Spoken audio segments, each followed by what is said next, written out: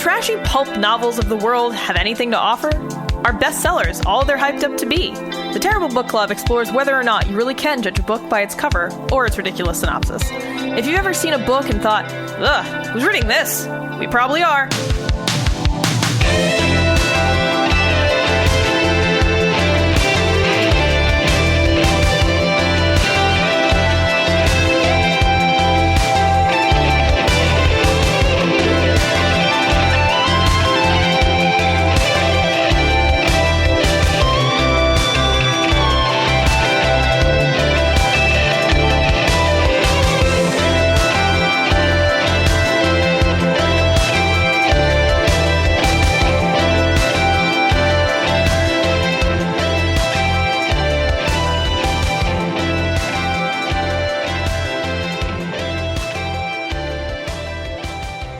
Welcome to episode 64 of the Terrible Book Club. I'm Chris, and this is Paris. Hello. This time, we read Pinklejinx by Tish Dahlby, which, I don't, even though we read this book and it's really short, I'm still not 100% sure what a Pinklejinx is. We'll get into that. So, if this is your first time listening to the Terrible Book Club, what we do here is we read books that we assume will be bad based on their cover, title, summary, or some combination of those. So we read books that we would never normally read under normal circumstances. Usually this experiment results in a disappointing read, but once in a while we end up liking the book. That did not happen today. Did not enjoy this. I think it's harmless. Well, sure, in a vacuum. It's but we'll get into terrible, honestly. In my opinion, it was fine, but just it's one of those questions of why.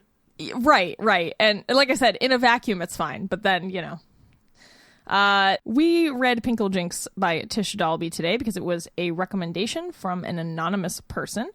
This one has languished in our terrible queue for almost 10 months now, and we are finally here. So thank you to our anonymous source for recommending this. We hope you enjoy the episode.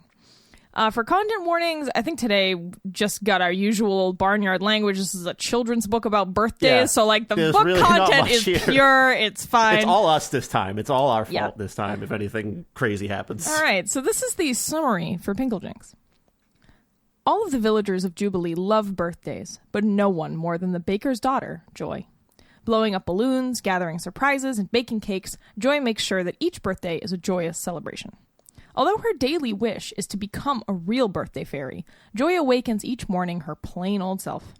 Will Joy's special wish ever come true? A perfect gift for a special birthday girl. Bright, bold illustrations set off this happy birthday story. I feel like that summary is actually about as long as the book content. Yeah, it's a children's book. After Maradonia, which was 800 pages of pure terrible book injection directly to our brains, Pinklejinx was a breeze. I read this shit in 5 minutes flat. Yeah, that's great. I love. Well, this is why this is why the terrible book queue kind of changes all the time, because we try to make sure the pacing suits our sanity. So we're not gonna do 800-page fantasy novels back to back because we would die. So every once in a while we'll throw in a kid's book or a shorter thing, just because, after coming off the month of Maradonia, we needed a fucking reset. I don't know about y'all, but to be we honest did. with you, I think aside from the Maradonia stuff, this past week I've been having a little bit of trouble myself dealing with some stress. I don't think it's necessarily an total offshoot from Maradonia reading, but it was nice to have a book I could finish really quickly when I wasn't feeling so stressed. Oh my God, That's Chris. also why some things are a little bit late maybe in the editing queue. Chris? Yes? I think Maradonia gave you PTSD. It might Think have. about the symptoms that you've been experiencing. I'm going to Chris, be list honest them off, with list you. them off. I'm pretty sure Maradonia gave you PTSD. Listen, man, I've had trouble sleeping. I feel really tense and anxious a lot of the time. Friday night, I literally had an anxiety attack that lasted for hours, or in waves coming up and down, and I wasn't sure what the trigger was. Perhaps it's just all this stuff that I stacked up on myself after reading Maradonia. No, I think all right, are you having night terrors about mermaids? That hasn't happened yet. Dreams about unicorns? I had weird dreams, but I don't remember much of them besides waking up and feeling weird. Okay, all right. I think we're getting somewhere. Did you? Okay, I think I know what the trigger was. Were you reading the news and then an article about Florida came up and you were triggered? Yeah, you know what? There's been a lot of Florida stuff I've seen in the news, so you know what? You're probably right. Maradonia did break me. It gave Chris PTSD. This is a problem. But yeah, hopefully Chris is getting better. Hopefully he's on his way. I'm feeling, we delayed the recording of this thing a couple days just so I could get my shit back together, and I'm feeling all right this morning. So here we go with a fun birthday story about a little girl who just really wants to be a birthday fairy, which I didn't realize that was a thing. Well, yeah, okay. So in the story, our characters and setting. So this takes place in the town of Jubilee, this fantasy town. And the main character is named Joy. Her father is the baker for Jubilee. He is unnamed, strangely. He's just the birthday baker. There is Cupcake, Joy's little dog. Looks like, I don't know, a schnauzer or something. I'm not really sure. Some kind of mutt. Little scruffy guy. And then there's, various townspeople, Mr. Popper, Miss Fedora, and Sally, who all have birthday cakes delivered. So it's just a short children's story about birth, like the specialness of birthdays, and about a little girl who wants to be a birthday fairy like her dad, and then becomes Is the whole town, like, birthday-centric? Yeah, I was kind of confused about whether everyone in the town was involved in like birthday celebration. So I think sales. I think this is in the same universe as The Nightmare Before Christmas, because like when they're in the woods and there's all the trees with the different symbols for different holidays. This is inside the birthday realm. Okay, this is my canon, my head canon. Is a birthday a holiday? It's your personal special holiday, I guess, which is the point of the book. Yeah, okay, so I imagined this as taking place in the same world as The Nightmare Before Christmas, so again, I'm sure there's a birthday tree in that forest of holidays, and this is what's behind it. It's Jubilee. My first reaction was like, all right, this is pretty inoffensive. It's just a kid's story about birthdays. And honestly, I will say the illustrations are great for a kid's book, so thanks Corey Flukager. He does some good work drawing kids stuff, so like, hey man, thanks for making this tolerable. The only problem I had with the illustration is the faces seem a little bit like if you pressed someone's face into glass. Yeah, but like they seemed a little, they had this like smushed quality to them. Yeah. But everything else is very colorful and, childlike and... Yeah, my only comment was like, I think the illustrations could have used like a little more inclusion in its cast of characters, but it's fine. There's not a whole lot of like diversity in the cast. There's literally there. like 6 characters if you include the dog. I'm pretty sure. So. And they're all just like average white folks, I think. From what I remember, I don't know. Chris, you have the book. You can literally check right now. Joy and her dad aren't white, so there's really no, they're pretty dark. Oh boy, Wait, this is are you awkward. all right, Paris? Did Maradonia like ruin your color vision? No, it's just been a couple weeks since I had the book, so I mean. No, Joy and her dad are very dark. Really? Interesting. Yeah. Okay, well, fuck me then. I guess my eyes are broken and I didn't notice this. Oh, wait, actually, Chris, you're the one who's legally blind. Why am I taking your advice about vision? I promise you that they're not white. I'm gonna look this up on the internet because you have the book and because I'm not that blind, dude. And like even then, like she's definitely she's a little white girl with red hair. Are you fucking kidding me? She's like pasty orange, like she's like orange red because it's a cartoon. Because she's like. I thought okay, well, all right. Clearly we have some difference in perception here that doesn't really affect the quality of the book, I would say. No, it doesn't. I had a minor quibble that was just like, wish there was a little more diversity in this book, but whatever. So I was like, my main question was just, what the fuck? Why does this exist? Birthdays are a thing everyone has, and well, with the exception of Jehovah's Witnesses and I'm sure some other cultures who don't celebrate birthdays, celebrating and being made to feel special on your birthday is like really common.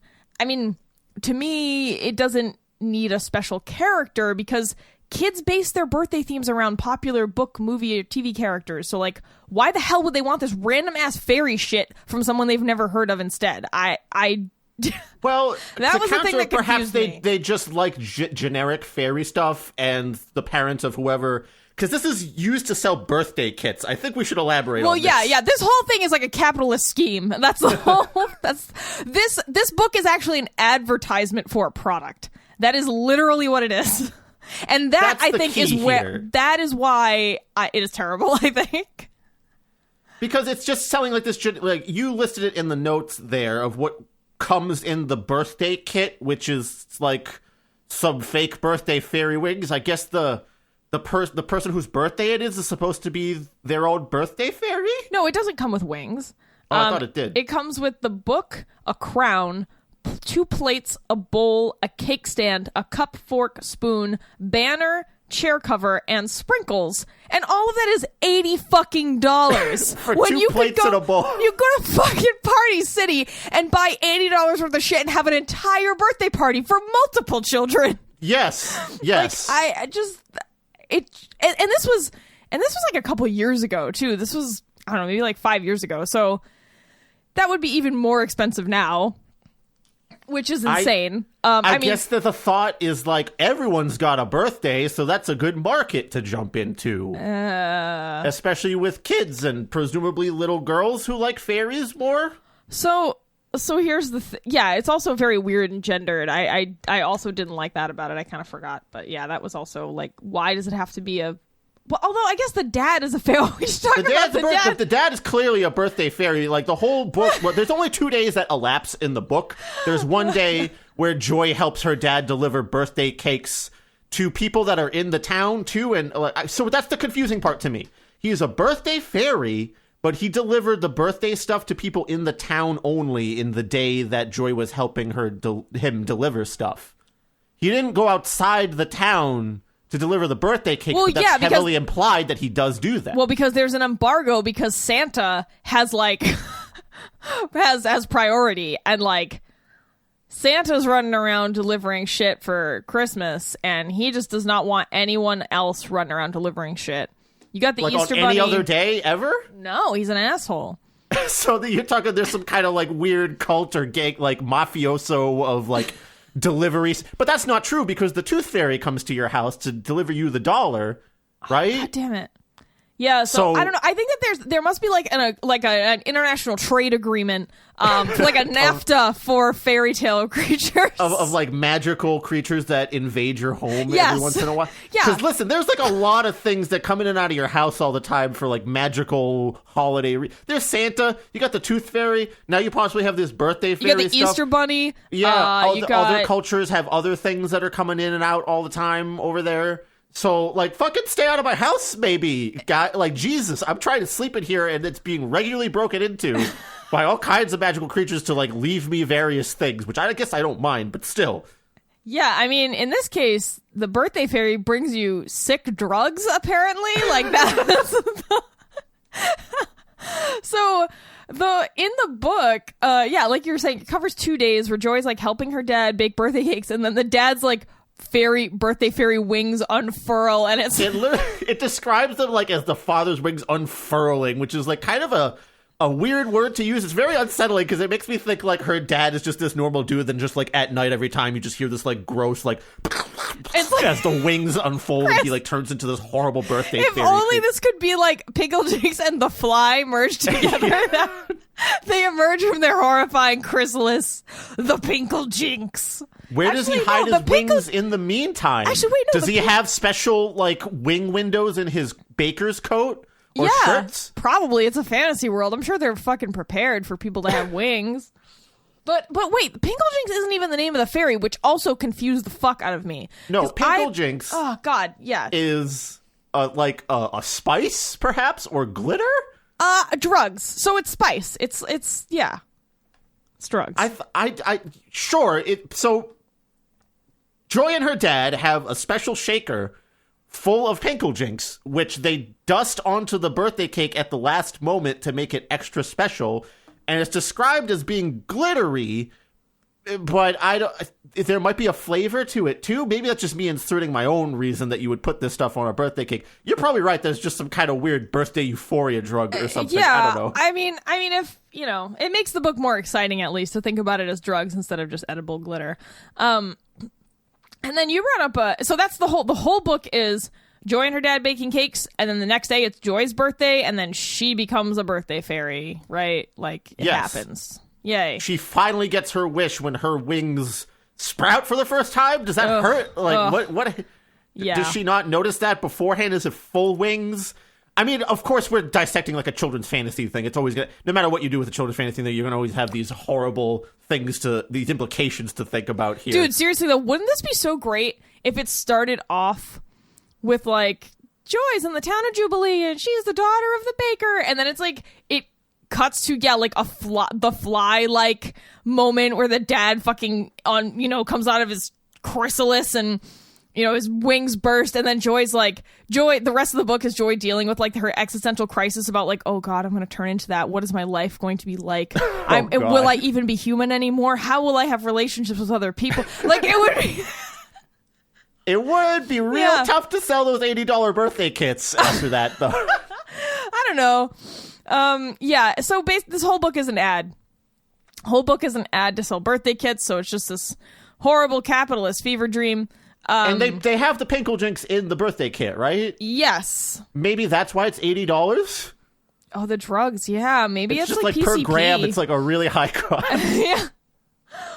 Chris, you brought up a good point. So now that Joy has also become a birthday fairy, does she replace her father? Does he retire? Yeah, does she fucking slit his throat and take over? Is there only one birthday fairy at a time? It seems like, because her dad seemed to be doing most of that work. It doesn't really continue on past that and tell us whether she's assisting her father after this or whether she like ate him to receive. I don't know. I like my version of this where it's like an existential coming of age tale and it has a horror theme as well. Yeah, this is a much better version of this. She ultimately has to kill her dad because he's been snorting the Pinklejinx and he's been neglecting his birthday fairy duties. And yeah, she finally, it's her moment to take over, so she has to do some horrible Pinklejinx transfer ceremony or ritual.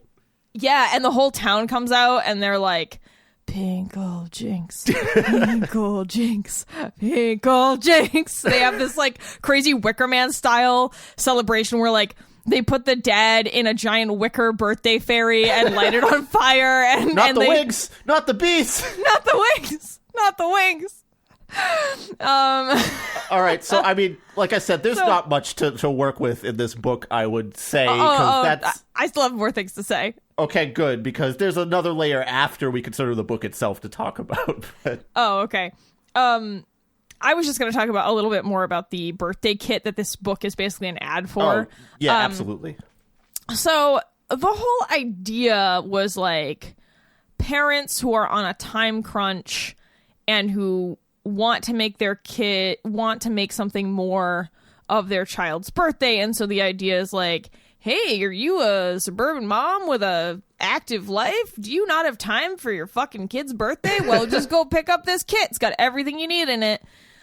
But again, $80. Holy shit. And it's not even like, here's everything for a party for a bunch of kids. It's like, no, here's everything for a breakfast. Like, the 2 plates in a bowl thing to me is really the worst part, because it's assuming that, I don't know what, it's just you and your kid sharing the birthday? Yeah. Or like one other guest? Yeah, that's the confusing thing. It's like it's almost, it seems like in a lot of cases it was designed for the birthday mornings. The idea is like, you read this book to the child at night, and so they know the lore of the birthday fairy, and then they wake up, after you've dragged yourself out of bed at 5 a.m. to like deck the fucking breakfast nook out in all the shit. And they're like, oh man, the birthday fairy came, yay. But again, why wouldn't they be like, I wanted Ninja Turtles? Like, why did the Ninja Turtles come? Yeah. Like, fuck the birthday fairy. Also, I'm looking at partycity.com right now, and they have a special deal where if you spend $80, you get 15% off. So honestly, you should just go to Party City and buy all the fucking paper plates there.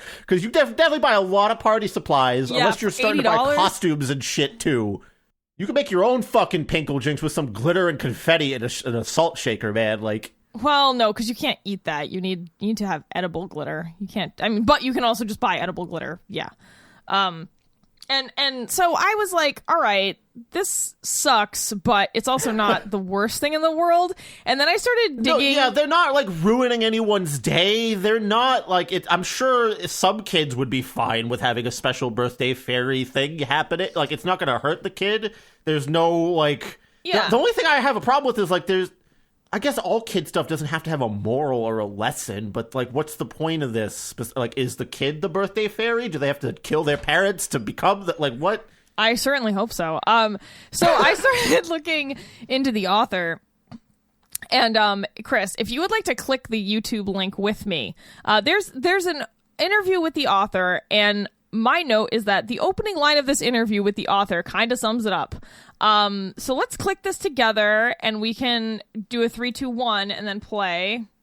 Okay, I have it queued up, and we can 3, 2, 1 whenever you're ready. All right. All right. We'll post a link to this in the episode notes. All right. So 3, 2, 1, play. The birthday fairy was born out of sheer desperation.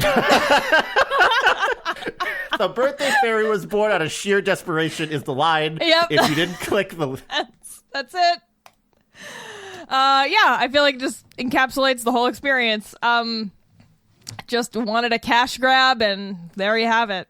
So she's literally saying that she was desperate to throw a party together. Yeah. So she just came up with the idea of Yeah. like, oh, it's a special birthday fairy Pinklejinx, Right. young lady. Wow, aren't you? That's, jeez. Yeah, and so I was like, okay. And I was like, I wonder if the idea of the birthday fairy was something that this woman got from someone else. You know, like something that she just like stole. And oh boy, I was not ready. I was not prepared. So I discovered that the idea of the birthday fairy and this whole process where like you tell a kid at night about a birthday fairy and then in the morning do something, it seems to actually be a natural step in the evolution of a suburban mom with too much money on her hands. It was Alarming. uncanny. Like, I started to think that someone was playing a very complex joke on me because I was searching for the birthday fairy online and I kept finding them. They just kept coming. There's Candle Carrie, the birthday fairy, Sprinkles, the birthday fairy, Mary, the birthday fairy, Just the birthday fairy, Rainbow Magic, Belle, the birthday fairy. These are all other books that people have written with the same fucking premise.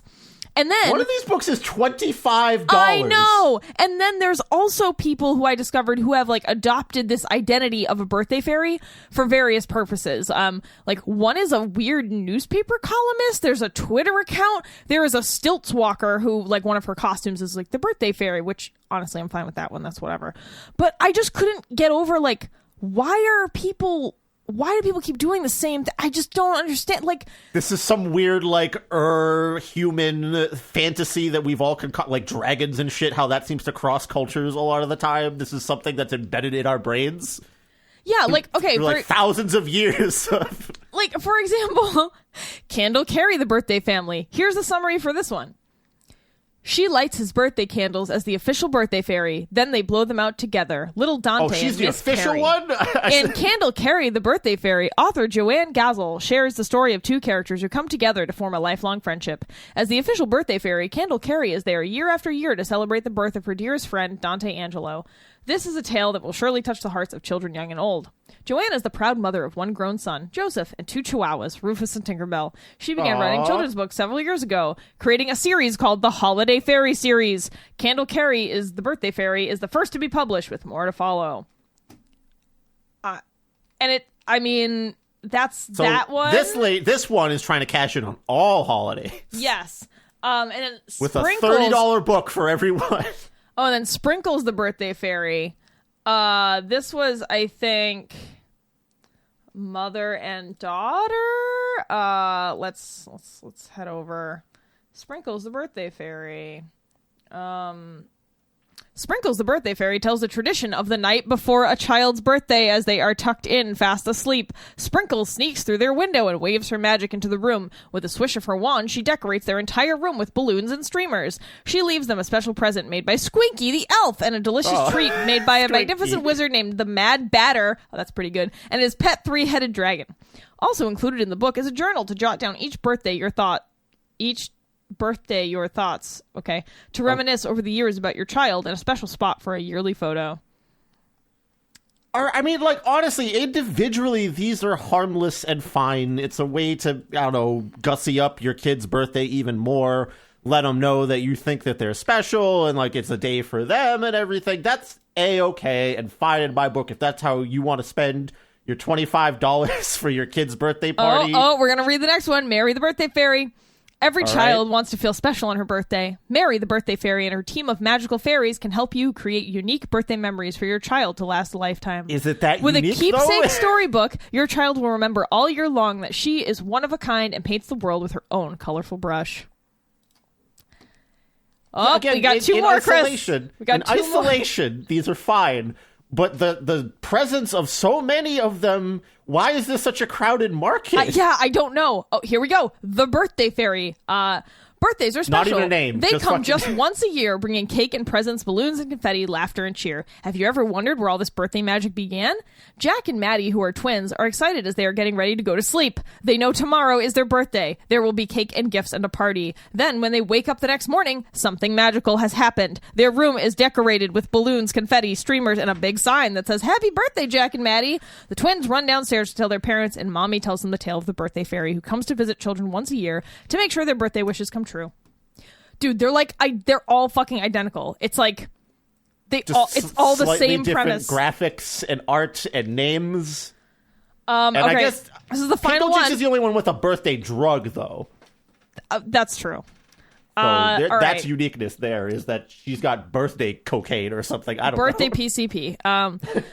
This one is Belle the Birthday Fairy, the perfect birthday gift for fairy fans everywhere. Birthdays are special days. Thanks to Belle the Birthday Fairy, she makes sure that birthdays are filled with happiness and magic. But icy Jack Frost can't even enjoy his own birthday. He's determined that no one else will enjoy it either, so he steals Belle's 3 magic charms. Now it's a very unhappy birthday. To everyone! Can Rachel and Kirsty help save birthday bashes everywhere? Or is Belle's magic lost forever? Find the magic items in all 3 stories inside this Rainbow Magic Special Edition and help save birthdays! Okay, that one was a little different, I guess. Yeah, okay, so credit to that one for at least I did doing some research beforehand and going like, oh wait, everyone's done this already. I better change it up with snowman, evil snowman. Yeah, but just like I said, this is just what happens when you have a suburban mom with too much money on their hands. They're like, I know, I have this very original idea, and I'm not going to check to see if anyone else has done this yet. Or they do check and they just think theirs is the better version. Yeah, maybe. But this one in particular, Tish Dahlby has abandoned this. Like, it is no longer a thing. You can't get the kits anywhere anymore. It was just rich white lady wanted to do a thing. Do you think she made out in profit on this at all? No fucking way. There's no way. So again, we were left with the question of what's the point of this whole exercise? I mean, I'm going to refer you back to Tish Dahlby herself. Pinklejinx was born out of pure desperation. Did you need the cash that bad? I think that she looks like she's well dressed and everything. Well, so. that's the thing. I think when rich folks have too much time and money on their hands, they just do weird stuff. Like they just invest in stuff or try to invent things or come up with a new product. That's just what you do. So yeah, it's pretty terrible for a few reasons. I know the capitalist cynicism portion of it. Yes, the book in a vacuum by itself, fine. Yeah. It's like, but again, you know, you have to think about you have to think about it as a whole, because it's like not every family has shit tons of money to spend on kids' birthdays. It's kind of shitty to think. I don't know. It's shitty to try to like foist that on people. Like parents are already, you know, fighting back every other character known to man as they walk into every store with their kids because their kids want everything all the time. It's like yet another thing that they might have to spend money on. It's just needless and excessive. And I think that, you know, you can celebrate a kid's birthday by taking them to do something that they like. You know, you don't need this like extra thing. I don't know. I mean, you know, like, maybe have a party with their friends and everything that are coming together. But like, I don't know, just go to a Chuck E. Cheese, or like go to the beach, or like maybe if your kid likes to read a lot, go to the fucking library. You can't have a loud birthday party there, but like it's unique to them. So that's how you can make it unique, is by paying attention to your child and understanding what they like. Yeah, and I also just hate the whole like, oh, you're so special just because you're you and no one else is you. And it's like, yeah, but you know, That's fine. as you just said, I like that, Paris. I disagree. no, I feel like that's a really empty thing to say unless, like you just said, you're actually paying attention to the kid and like caring about their particular interests and developing them as an individual. I feel like a lot of people love to just be like, we're all special snowflakes, and then but they don't actually care about their child's particular interests or developing them as an individual. So yeah, a lot of parents, when kids start having their own ideas, they don't like it so much. right. Yeah. Do you have anything else to add here, Paris? Not really, other than I like my idea that this exists in the same world as A Nightmare Before Christmas, and also that this should be some kind of horror movie where Joy is coming of age as a birthday fairy and has to deal with the crises of developing into a partial monster. I'd love to rewrite this. Fairies were considered monsters in like old folklore, so you Well, know. that's the thing. They are actually not cool, but people have kind of gussied them up to be cooler. Cool. I guess. Yeah. They have sunglasses now. Yeah, they have sunglasses. But yeah, like fairies and leprechauns and shit, they're all trickster, entities. So they're not like, sure, they can do good stuff for you sometimes, but it's not intentional. It's usually like a byproduct of some other shit that, you know. Sorry, in folklore. The way I'm talking makes it seem like this is just happening to me right now. Like, yeah, that fucking fairy.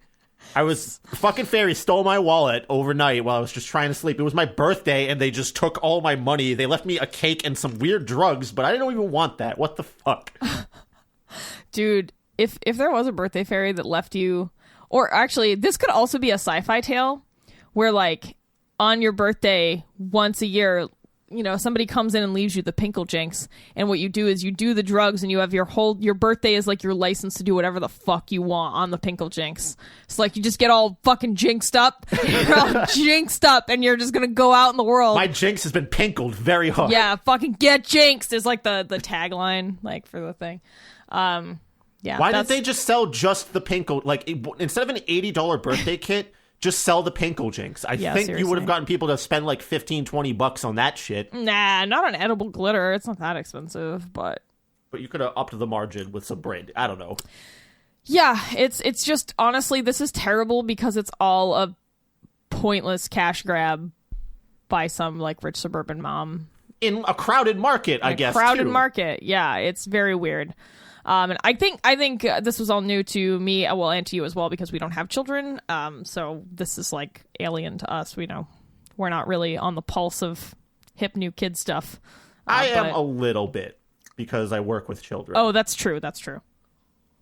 But it's generally, they're all still into Frozen and Minecraft and Fortnite right now. Oh, I was going to ask you, yeah. Oh, those are the top 3? Frozen, really? Still up there? Frozen, you'll still hear sometimes, a lot of the times it's Moana now instead, actually. Hey, Moana's pretty cool.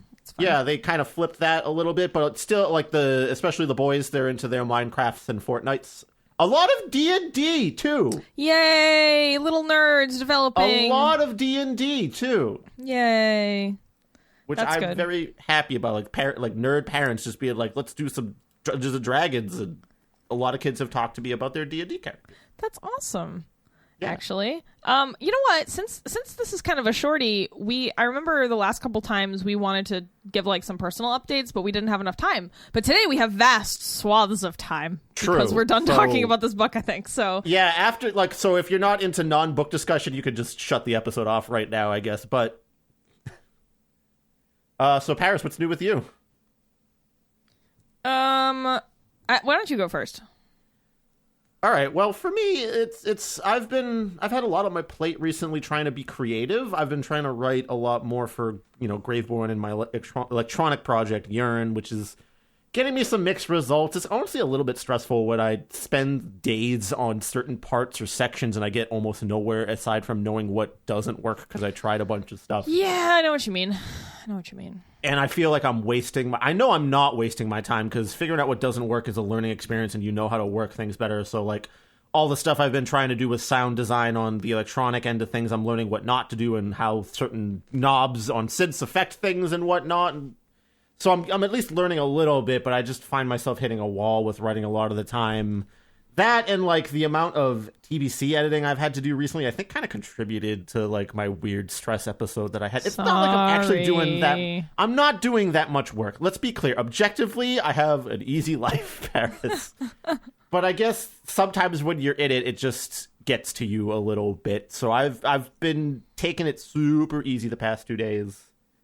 And just trying to get back to a baseline, which I think is happening. I might lay off the trying to be creative for a week or two. Just give myself time to record in Terrible Book Club stuff and read that, which is a little bit more passive. Yeah, sounds like a good plan. And then we also talked about, I gave Chris some advice about caffeine and water intake, because that can really fuck you up. And it sounds ridiculous, right? You're like, it's fucking coffee. But caffeine is a stimulant. Like, you can't overdo it, because I myself have overdone it before. Yeah, this happens, I think, because I kind of doubled my coffee intake. My diet got way shittier. Like a couple of stressors from just trying to keep up with my workload. I recently got... A positive thing is I got a second day at a job I really like, which I'm just basically moving to permanently. And that's great and everything, but I have a weird thing about like more responsibility means more chances to fuck up, which I think my God, Chris. Triggered thing. No, it's this, you're doing the same thing that you do. You're teaching kids. You're just teaching different kids on a different day. Like, True. It's the same thing. You're fine. And again, objectively, I understand this, but brain bad, no work right. Brain bad, no work. I encourage. And I've taken a step. I'm seeking some therapy, which I think is a great step for people dealing with issues like mine. So this is my PSA moment of like, if you're having trouble dealing with just life things, even if it's objectively, it seems like you have it easier than a lot of people, which is how I view myself, honestly. It's still valid to seek the help, and I'm finally getting it. Yeah.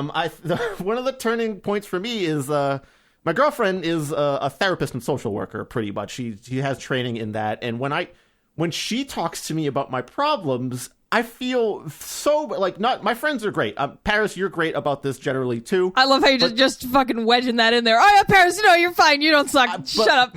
Listen, but like the professional training matters. Oh, I know. It really does. I know. It just has a different feel to it, and I'm not trying to throw the whole load on her either, which is why I'm seeking outside help at the moment. So, which is good. Some issues you're dealing with, some stressors. Go seek a little outside professional help. It doesn't have to be constant. Maybe 1 or 2 sessions with a social worker or a clinician or a therapist that is a good fit for you. That's what I'm dealing with right now, trying to find someone that will has room for a new patient and takes my particular insurance combo. Yeah, so that's cool. Any news about Graveborn or? After this, I'm going down to New Hampshire to write with the string section of Graveborn. It's just me, the other guitar player, and the other bass player today. We'll just be jamming on some new ideas. I'm trying to take it very low stress and just, if we make progress, cool. If we don't, we don't. I'm hanging out with my buds today. I meant just to talk about the thing you released. Oh, I thought I've chatted about a Vial Regeneration enough, but if you missed it on previous episodes, we did a re-recording of our very, very, very first EP with our current lineup, and it was the first time I did a recording from the ground up. I recorded all the tracks. I, edited drums and all the other vocals and everything. I mixed it, I mastered it, and I'm fairly proud of it. Listening back to it, there's a couple things where like, oh shit, could have done a better job there. My low mids are a little bit too stuffy sounding, but overall, people had a pretty decent reaction to it from the people that bothered to listen to it, which is a good amount of people, honestly. So I'm pretty proud of that. I'm hoping that my next series of things also continue just this general trend upward. And maybe someday I'll make a really nice, good art that a lot of people like. Yeah, someday. Oh, well. That's pretty much it for me. Yeah. So for me, my band released an EP. It was a long time coming. It was kind of a sort of starting over, I guess, as a band, because we released a demo 4 years ago, and it sucked shit. That was when Chris was in the band with me, and it was just. Sorry, I ruined everything. No, you didn't. You didn't ruin everything. It was just I did a bad job at being more forceful about what I wanted for the band. So anyway, fast forward, we put out this EP. My guitarist Greg, you may remember Greg Massey from such bands as K.O. and Maudlin of the Well, and the podcast Color of Air. He also works for Capital Wrestling. He does stuff for them.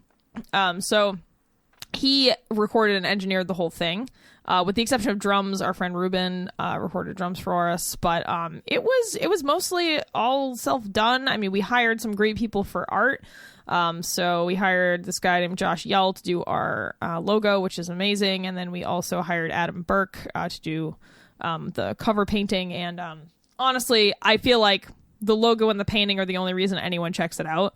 So, sometimes, judging that book by its cover, it's a pretty good cover. Oh, dude, thank fuck for those artists, man. Like, you check out the painting. Like, I know obviously a lot of listeners aren't into doom metal. Like, I'm in an epic doom band, so it's not a whole lot of it's not up a whole lot of people's alleys. But if you just look at the painting or look at Adam Burke's art in general, and Josh Yell's stuff, really great. So really feeling really indebted to them because the EP has been really successful.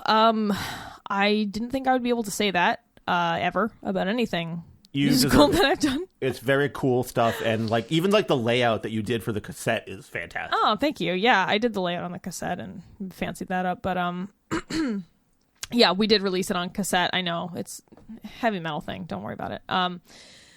But yeah, it's been really successful. We've sold a lot of merch. We're almost out of tapes. It's only been out for a month. We're only playing 2 shows in August. So if you live anywhere near Montpelier, Vermont, Concilium will be playing a show on the 17th at some bar called Sweet Melissa's. I don't know. And then we are in Boston at Great Scott over in the Allston neighborhood on the 27th of August. So if you are near either of those places and you want to come check out my band, say hi to me in person, feel free.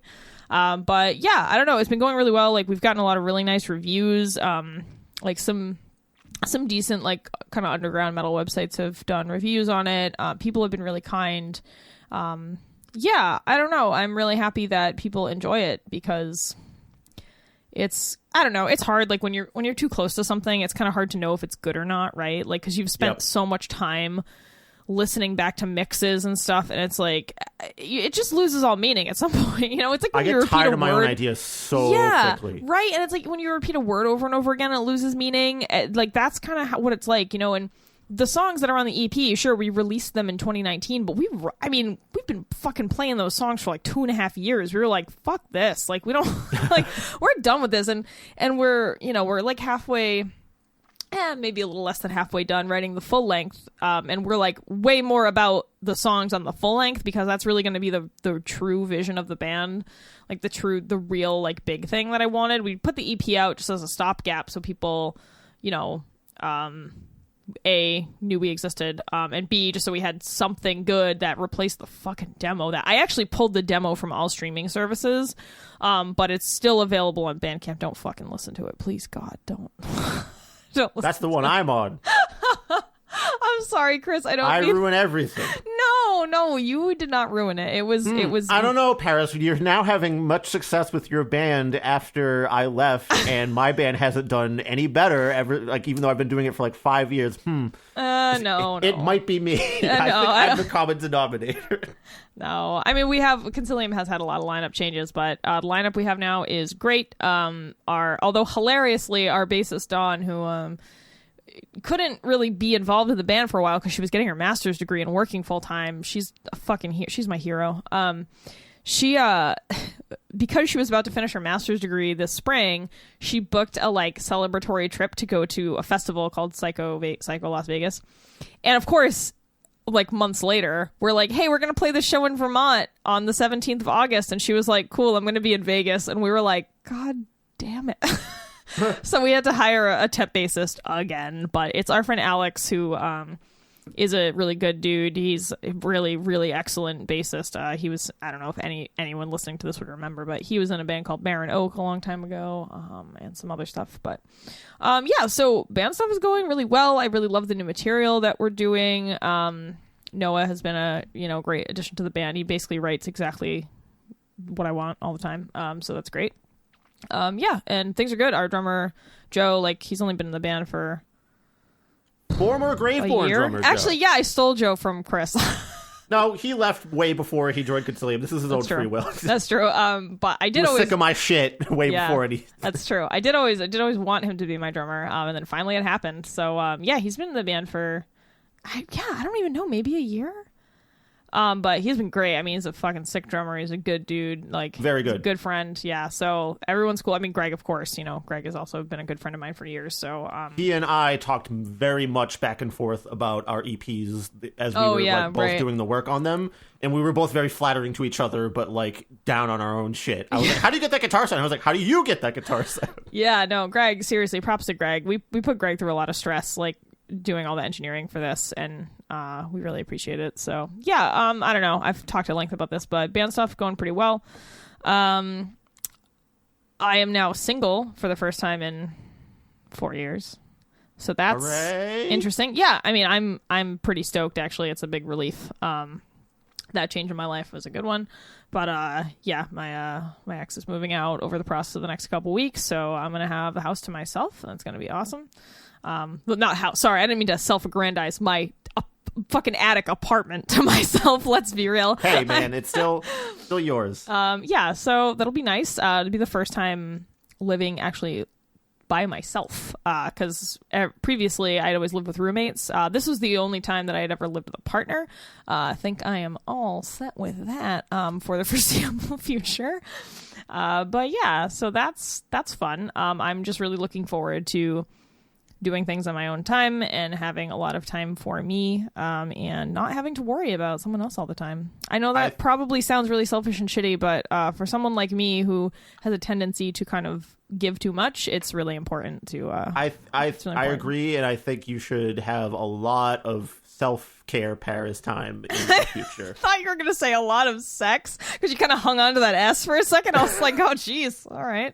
No, that's your own business. No, I actually started my I guess I actually started fucking someone. I started building my harem yesterday. No, I hopped on that dick, right? No, I have not and will not. That's God. This has become be Paris, only Paris for a bit. Yeah, no, I am best when I am by myself, or if I am dating someone like kind of at a distance. I think having someone all up in my shit all the time is not good for me personally. But anyway, my period of being single for like 4 years at one point really helped me learn to enjoy my own company more. Yeah. There was sort of the double-edged sword of like, it's very easy for me now to be like, yeah, I'll see you later, to like a girlfriend who, like, if they want a lot of FaceTime with me, that would be a problem. Luckily, my current girlfriend, also very sort of introverty type, values her alone time too. We live a 10-minute walk away from each other, which is another double-edged sword of like, a lot of the time, if she has to wake up early and I don't want to go to sleep, I'll be like, okay, I'm walking home. I'll see you some other time. Dude, you guys have such a great, like, first of all, your girlfriend's awesome. And second of all, you have a really great setup there. Like, just coincidentally, they ended up living right next to each other. We've lived near each other for our entire lives, and we only met like 2 years ago. That's pretty good. That's like the start of a fucking sitcom, dude. You gotta get that script into a network. Yeah.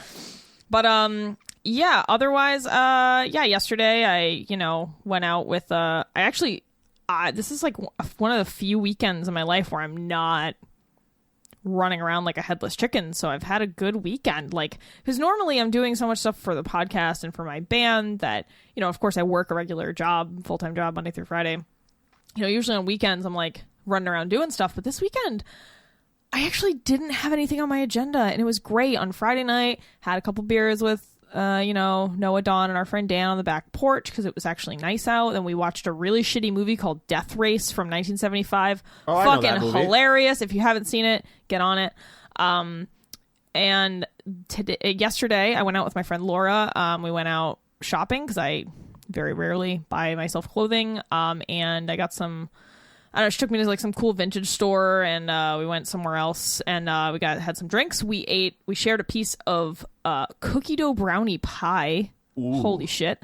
Ate some great vegan food. Yeah, it was just nice. Like, I know this sounds really pedestrian, but I don't often have a lot of time to just go and spend a day hanging out with a friend. Like, so it was a nice treat. And she was really helpful in dressing me, because I feel like I am a toddler and cannot dress myself, so it was good to have her advice. Markedly untrue, Paris. Well, but that's just how I feel. I've told you many times before, you have an impressive business goth aesthetic that I find quite lovely, actually. That's funny. Well, thank you. And yeah, today, like, I got up early and I went to the gym and got, exchanged my soda stream. And now I'm here recording this. Then I got to do a bunch of Terrible Book Club stuff for the rest of the day. Oh yeah, yesterday morning I also recorded like a demo thing for the band. So yeah, it's just been a nice kind of laid back weekend, and I am cherishing it. Maybe I you don't have a like lot of those. sent all your stress energy to me for the weekend or something. I did. And I'm just feeling it for the both of us. Well, you know what I did? I sent the stress fairy to you with the stressor jinx. Fuck, and God damn it. and she had a sprinkled really that rough shit directly Friday into your night, open Paris. mouth as you slept. All right. All right. Well, thank you for listening to us and our life updates. If you give a shit, if not, thanks for scrolling to the end of the episode, I guess. So let us thank our Patreon supporters, without whom we would be nothing. Thank you to Dari, Greg, Will, Veronica, D, Jared, Lynn, Sinna, Jakub, Torben, aka Duck King, Bobby Blackcat, Ayame, Jensina, and our newest patron, Mayo Cat. Is it a cat made of mayo? Is it a cat that loves mayo? I really was thinking about it as a cat formed of mayo, like you left some mayo out in the sun and it developed sentience in the form of a cat. That's what I was thinking. Some cat hair got in it and just lightning struck it at the right Yes, exactly. Yes, perfect. Yep.